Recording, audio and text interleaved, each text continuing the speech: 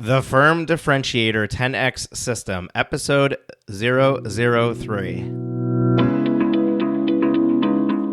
Are you ready to make your law firm a profit-generating machine that will free up your time and skyrocket your impact? With more than 2 decades of business growth experience and having proven that you can be successful while prioritizing your family and your impact, introducing the Profit with Law podcast. I am your host, the creator of the Firm Differentiator 10x Effect, Moshe Amsel.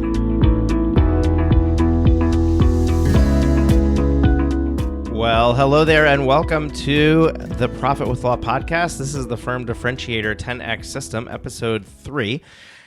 And I want to start with talking about why did you start your firm? If you close your eyes right now and just pictured yourself before your law firm was started, and wherever you were, wherever you were working, whatever you were doing as a lawyer, what happened that caused you to say, I can do this myself. I'm going to go out there and I'm going to start my own firm?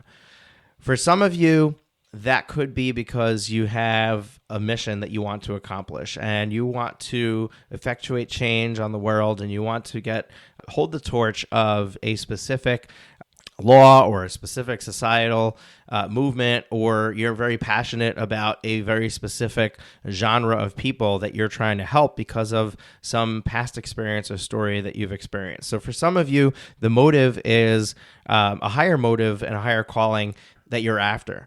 For some of you, the purpose of starting your own firm was to bring home a bigger paycheck and not have your limit of your income to be tied to what somebody else set as their threshold of what you're allowed to earn.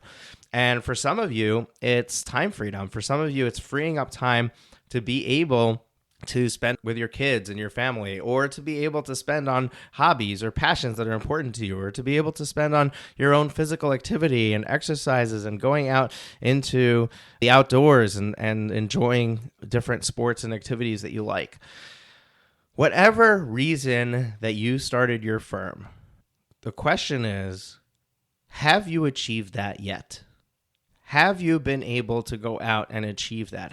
Have you become time-free? And are you able to do all those things that you imagined you'd be able to do once your firm was successful enough? Have you created enough income in your household, in your environment, to be able to have everything that you want and not be concerned about where the next dollar is going to come from? Have you been able to go out there and hold the torch and be the voice that you want to be and effectuate the change that you want to effectuate? Have you been able to make that impact that you imagined being able to make? Have you been successful in what you set out to? I'm not asking if you've been successful in creating a law firm. I'm asking if you've been successful in creating the end result that you set out to do. And every day you get up early and you put your heart and soul into your firm. You're the last one to leave each day, and you sacrifice time with your family or your pleasures or hobbies to try to make a difference. And many of you are successful by some measure. Many of you are running a successful solo practice. Many of you are running a successful solo practice with employees. And by successful, I mean that somebody from the outside will look and see that you have clients, you have a caseload, you have income coming in, and you're able to survive. Some of you are even living a decent lifestyle. But what they can't see is what's really happening behind the curtain. And that is that you haven't achieved your dream, your goal, the ideal life that you imagined. So my question to you is why? Why haven't you achieved your dream, your goal, your ideal life? Why is it that you've put in this effort? And I don't know how far you are on the journey. It could be that you just started, and that's why. It could be you've been doing this for a while, and you've been making very small, incremental successes along the way. Or maybe you've been doing this for a very long time, and you've been doing it so long that you've even lost sight of what that dream, goal, or ideal life is that you imagined. And what happened is that as I was working with law firms and exploring this information and trying to understand what's stopping them, why haven't they achieved what they wanted to achieve, what I found is that attorneys very often are set in their ways. There's a certain pricing structure that's been in place since the beginning of time for lawyers, and many of you are still doing the same thing. There's a certain way of doing the work. A lawyer does this particular set of tasks. If they have a paralegal, the paralegal does this set of tasks. And that's it. There's no room in the middle for doing it differently. Many law firms lack organization and specificity. Many law firms, they take what comes in and one by one, they handle the matters, and each time they handle it differently. And each time they have to create all of the deliverables from scratch. Any drafting that they do, any research they do is done from the beginning to the end with every single matter that comes across. And then there are many law firms that have a limited understanding of business cycles, cash flow, profitability, really the heart and soul of what makes a business tick. They just don't understand, or they haven't wanted or tried to understand, which is very often the case. Not that they can't, but that they haven't tried or haven't wanted to. Most of all, when I'm talking to clients, they have difficulty hearing what I have to say. And I think that the reason that they have difficulty hearing what I have to say is because they think that the way that they're doing it is the only way. That's one side of it. And the other side of it is that somebody comes to you with a new approach, a new idea, a new way of thinking. Really what it feels like they're telling you is that you've been doing it wrong, that the way you've been doing it has been wrong. And people don't want to be wrong. They don't want to accept that things could be done differently and could be done in a better way. And that is the crux of the problem and what I needed to overcome in order to be able to help law firm owners grow their firms. And what happened is that as I experienced this, I was able to test out some things, and I came up with a system that I use to help my clients overcome these obstacles and help them embrace change and help them understand what it is that they need to do differently to be able to grow their firm and succeed beyond their wildest dreams. And the name of the system is the Firm Differentiator 10x system. And it consists of 3 pillars: the differentiator, the system, and the transformation. Now, these pillars all work in tandem. They kind of feed off of each other. You can't have one pillar without the next. As I explain them, you'll see that each pillar is required in order for the system to work. So let me explain to you what these pillars are and how they all fit together. And I'm going to use one example. There are many, but I will use one example here consistently from pillar to pillar so that you can understand how it all works together. The first pillar is the differentiator. The differentiator is where you make your firm different than all the other firms out there. You give your firm a personality, and it works in every area of the firm. You need to be different in the services that you provide. You need to be different in the clients that you serve. You need to be different in how you deliver on your promises. You need to be different in how you handle money in your firm. And you need to be different in how you grow your team. These are all examples of where you need to be different, but every single one of these holds true. The first pillar is the differentiator. You need to be different. Your firm needs to be different. So how does this work? Let me give you an example. Most firms, when they start, the lawyer who has started the firm needs income. And therefore, anybody who says, hey, I need an attorney, this is my needs, do you do this? Inevitably, they will say yes to almost everything. Now, this may only hold true within your practice area. So, for example, if your practice area is tax and somebody comes to you with a criminal matter, you probably are not going to take that case, right? However, within your practice area. So if you're a criminal attorney within your practice area, you probably would say yes to every offense out there. So everything from a DUI to a sex offense to a murder case. What happens is that you start saying yes to everything, and that becomes the personality of your firm. And you become a general practitioner in that practice area. Now, what is the problem with that? Well, the problem with that is that every single case that you get takes longer as far as your efforts within the firm to produce the result that you want for your client, because you're always handling different types of cases, which means that you need to switch what you're doing. You need to switch your brain power. And this is a concept that I'll introduce in depth, I'm sure, in another episode, but there's something called context switching. When you switch from one task to another, your brain has to switch modes on what it's working on, and that context switching creates a significant loss of productivity.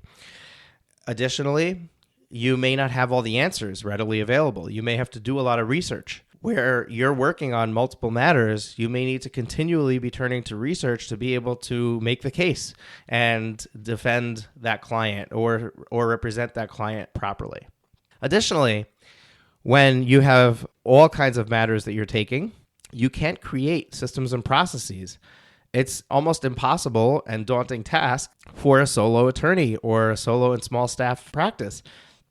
There isn't enough time in the day when you're handling all of these variety of cases to start systemizing and start documenting how things are being done so that they get done the same way the next time. Because you can't create a system or a process, you also can't delegate. You can't hand something to a staff member because unless that staff member knows what to do, they can't do it. So things that shouldn't be on the attorney's shoulders end up staying on the attorney's shoulders to do. And finally, when you handle everything, everyone else is your competition. When you handle all of the types of cases that are in that practice area, all of the other attorneys in that same practice area are competing against you, which means that, first of all, you can't refer cases to them, and they can't refer cases to you, and their marketing efforts are competing against your marketing efforts, and their referral partners are competition with your referral partners. It makes it that much more difficult to bring in new customers, new leads, and get new clients. So that is the way that many of you who are listening to this are doing business and running your law firm. Now, here's where the differentiator comes in. If you decide to make your firm different, and by saying different, I mean that you only offer one small little service within your practice area. So let's say if you're in criminal law, you only deal with DUI offenders.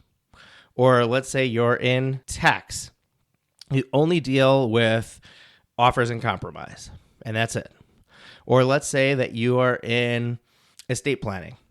You only deal with wills and advance directives. So these are just little examples, but basically when you create one service that you provide to one population of people, it's going to create a ton of benefit for you. And here's how that works. First of all, you only need one marketing campaign because you can figure out who it is that you're marketing to, and you can create a consistent growth and stability process for bringing on new clients and growing your firm. One deliverable means consistency in what you're delivering. By having one type of matter or case that you provide a service in, it allows you to do your research pretty much one time. You'll know all of the case law that you need. You'll know all of the documentation that you need, whatever drafting, whatever legal actions, whatever motions you need to take. All of those things will be very, very consistent from case to case. Now, obviously, there'll be nuances and there'll be differences from one to the next. And you're still an attorney, you're still a lawyer, and you're still going to have to address those legal situations. But by and large, most of your clients are going to be receiving the same thing, which means that now you can create a system around that. You can now create a list of questions that needs to be asked. You can create a list of processes that needs to be performed. You can create checklists. You can create documents that are now able to be reproduced and copied from one to the next with just minimal changes. You can make your firm efficient. And what happens is when your firm becomes efficient, each matter takes less time. And when each matter takes less time, that makes you more profitable. Now, assuming that you've also changed the way that you price it so that you're not charging by the hour and you're charging for that deliverable. So that's another thing, that having one service allows you to charge a flat fee for that deliverable, because you now know exactly what's involved, you know exactly what it takes to deliver, and you know exactly what the value is to your client, and therefore you can price it appropriately for your client and allow yourself to make even more money than you would make hourly, because now you're more efficient.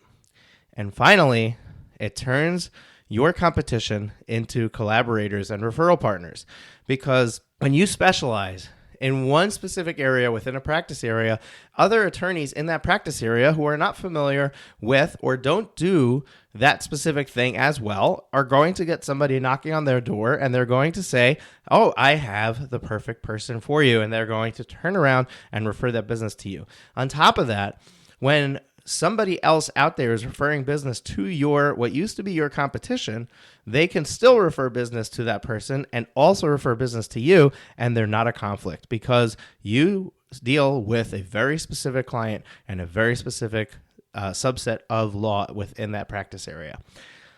So that is the differentiator. That is one example of where differentiating your firm from everyone else turns you into a super efficient and powerful machine that can now get clients on demand and produce a similar result for every single one of them, and produce it efficiently and with a lean system, which brings us to pillar number 2. Pillar number 2 is the system. The system, the easiest way to describe it is an assembly line. So if you can think of an assembly line, Henry Ford got the credit for this. I'm not sure that he is the true inventor of it, but the idea of the assembly line is that if you take the product that you're creating and you move it down the assembly line, and each person on the line or each machine on the line has one specific task to do, they will get really, really good at that task. And they'll just keep doing that task repetitively, which is going to be much more efficient than having them switch from task to task to task. Remember that context switching I mentioned earlier? This follows the same concept, that we're avoiding that context switching. We're avoiding switching what we're doing in the mind and how we're doing it. So this system, the system pillar, is basically a documented set of processes and automations. And it can be checklists, guides, tasks in a software application. But basically, it is a workflow that gets followed from beginning to end that creates uniformity. It creates the ability to delegate to other people, and it improves customer satisfaction because every customer is getting the same deliverable. So let's go back to our example of being specific with one service offering to one group of clients. So once you've differentiated yourself with this, you now can systemize. And when you systemize, you can now delegate tasks to the lowest cost employee. And by that, I don't mean the paralegal. For some of the things that you do, you can have a minimum wage or close to minimum wage employee, somebody who has basic ability to follow instructions, can follow a checklist and do some of the basic tasks that are required in your firm. The paralegal can be reserved for things that a paralegal's knowledge is required in order to do. And then the attorney will only do the things that require the attorney to do, which will allow a staff that used to be able to accomplish only a certain number of matters to be able to handle many, many more matters. So it increases the bandwidth, how much you can accomplish, and it also reduces errors. It will take away a lot of the mistakes that are happening. And less errors means better customer satisfaction, means more efficient productivity, and means more profitability. It gives you quicker time to completion, it reduces your costs, and it increases your client satisfaction. That is the system. So basically, you needed to differentiate in order to define how you're going to be different.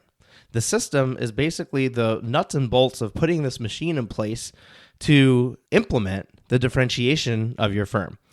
And then the last pillar is the transformation. And the transformation is an interesting one because it's a concept that may be hard to understand, or you may immediately latch onto it and say, yes, I totally understand what you're saying.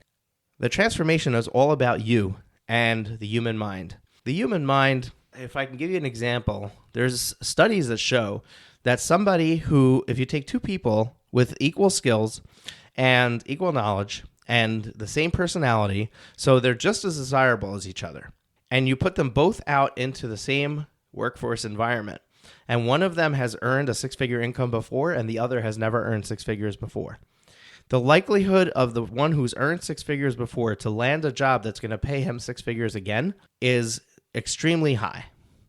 The likelihood of the person who has never earned six figures before earning six figures at any time in their career is extremely low. Why is that? Those studies show that all of it has to do with a person's beliefs.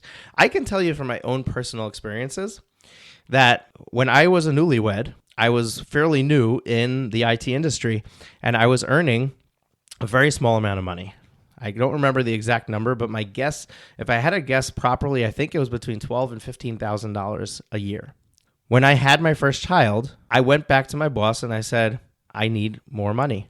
I need a minimum of $25,000 a year, or I'm going to have to look for another job. And I got the raise. Now, why did I have to wait until I had a child? Had I had that same conversation with my boss 6 months prior, I probably would have succeeded the same way. But we don't think that we can do it. We don't have belief in ourselves. We have fears that hold us back. We have beliefs about other people and other things in our environment that because we accepted those beliefs, we're not willing to take the step to overcome them. And what somebody gets paid in a salaried job is a perfect example of showing all of this. There's another concept called limiting beliefs, which you may or may not have heard. So basically, a limiting belief is where you believe something, and because you believe it, it limits your potential. So for example, a limiting belief would be, it takes hard work to be successful. That's a limiting belief. And the reason it's a limiting belief is because I can definitely find people who are very successful who don't work hard.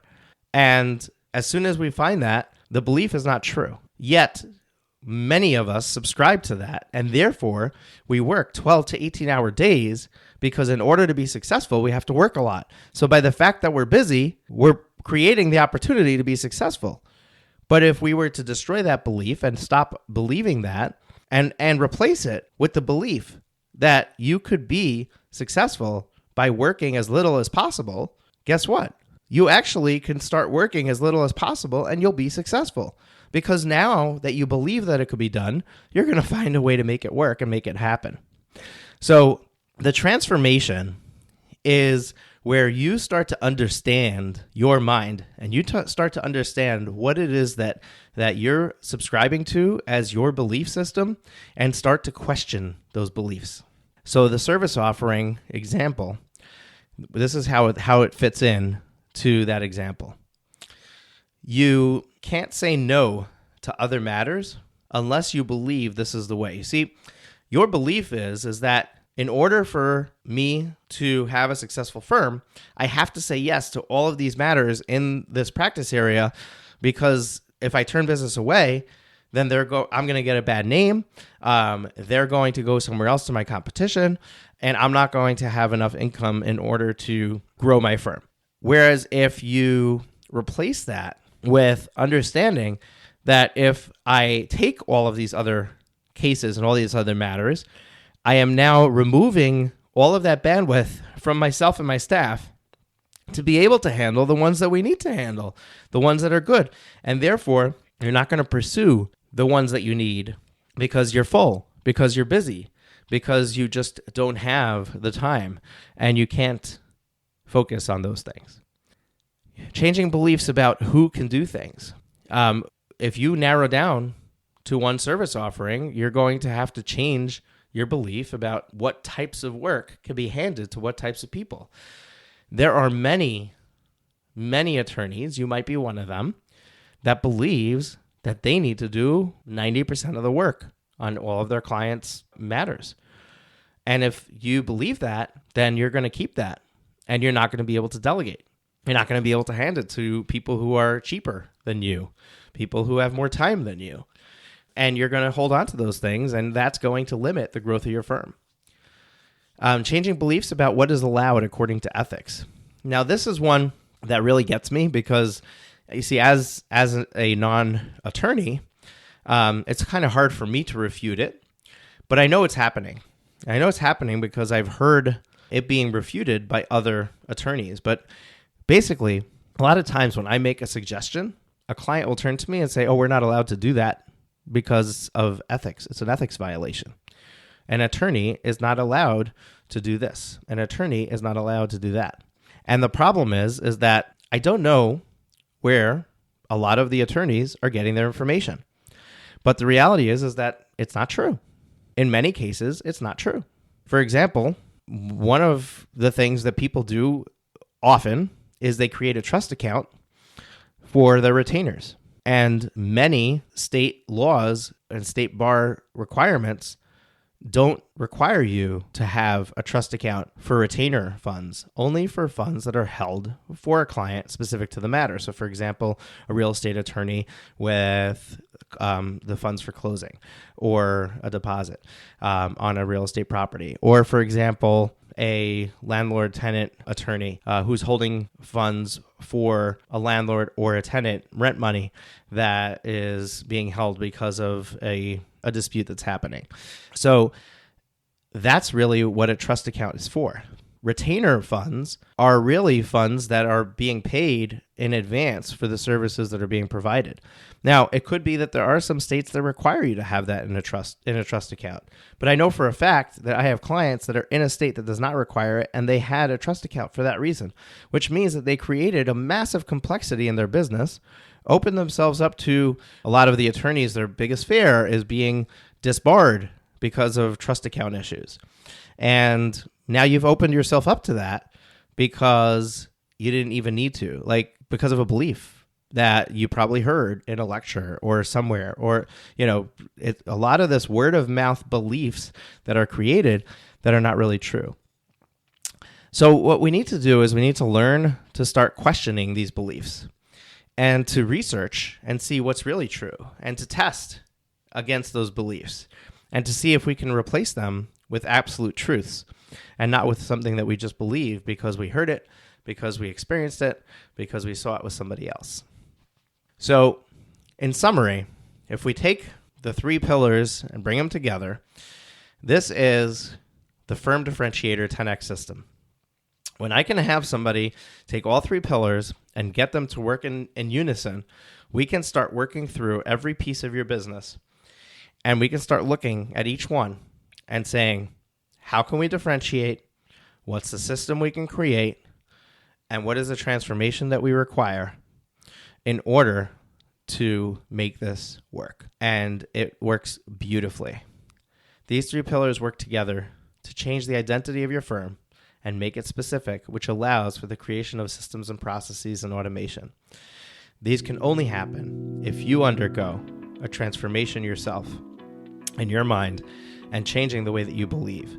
And my job in the upcoming episodes is to start to lean into these pillars and start leaning into the system and start leaning into your beliefs and starting to question them for you here.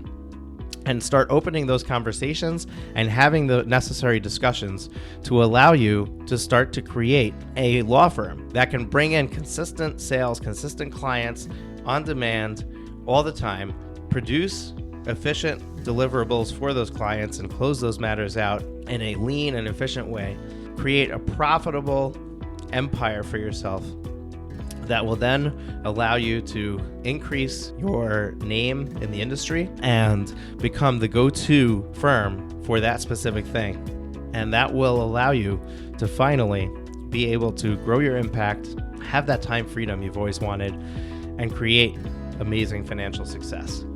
Until next time, take care. Have you been enjoying the show? We sure hope so. To make sure you never miss an episode, be sure to hit the subscribe button in your podcast player app.